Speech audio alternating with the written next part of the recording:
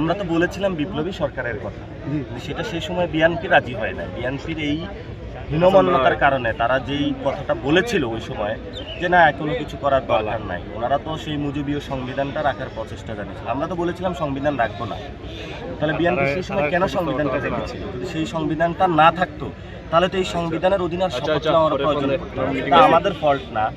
বারবার দেখেছেন যে গণ অভ্যুত্থানের পরে আমাদেরকে ক্যারেক্টার অ্যাসাসিনেশন করা হয়েছে, প্রতিনিয়ত প্রোপাগান্ডা চলছে, এখনও তারা প্রোপাগান্ডা চালাচ্ছে।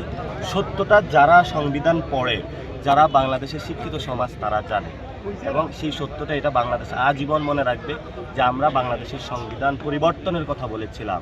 এই সংবিধান শেখ হাসিনার সংবিধান বাদ দিয়ে নতুন সংবিধান চেয়েছিলাম, তাহলে চুপ্পুর হাতে শপথ নেওয়া প্রয়োজন ছিল না। সেটা বিএনপির কারণে হয় নাই, আর এটা ইতিহাসে স্বর্ণাক্ষরে লেখা থাকবে। বিএনপির এই গাদ্দারি বাংলাদেশ যতদিন থাকবে ইতিহাস, বিএনপির মানুষে এই ধরনের গাদ্দারি ইতিহাস মনে রাখবে। সঠিক প্যাড আর সঠিক তথ্য দিয়ে এসু সামলে নিব এক হয়ে। Monalisa sanitary napkin. আমরা সুন্দরভাবে একটা গণতান্ত্রিক নির্বাচন করব।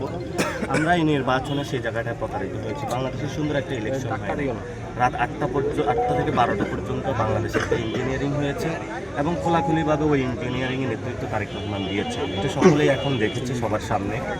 2 নম্বর বিষয় হলো, আমরা বলেছিলাম বাংলাদেশের সংস্কার বাস্তবায়ন হবে। 70% মানুষ ভোট দিয়েছে। তারেক রহমান সংশোধন কমিটি গঠন করেছেন, উনি জনগণের সাথে প্রতারণা করেছেন। আপনারা জানেন পাকিস্তানের যে যখন বাংলাদেশের ওই সময়ে বাংলাদেশের যারা মেজরিটি মানুষ ভোট দিয়েছিল বাংলাদেশের পক্ষে, সে সময় জান্তা বাহিনী বিরোধিতা করেছিল, ফলত স্বাধীনতার জন্য তারা বাংলাদেশের মানুষ রাজপথে নেমেছিল। তো বিএনপিও যদি এই সংস্কারের যে 70% মানুষ রায় দিয়েছে এটার বিরুদ্ধে যদি দাঁড়ায়, তাহলে জনগণের সামনে বিএনপির হলো পতন হবে, কারণ বাংলাদেশের মানুষ সংস্কার চায়।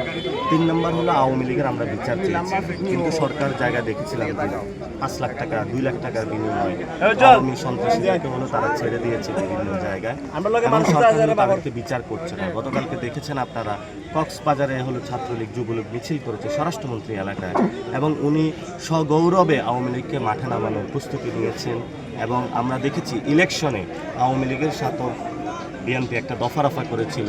সেই কারণে আজকে এই পরিস্থিতিতে, যেখানে হলো শহীদ ওসমান হাদির খুনিরা এবং শহীদ আবু সাঈদ মুগ্ধর খুনিরা বাহিরে ঘুরে বেড়াচ্ছে, আর তাদের যে ফ্যামিলি রয়েছে তারা কান্না জড়িত কণ্ঠে বিচারের জন্য বসছে।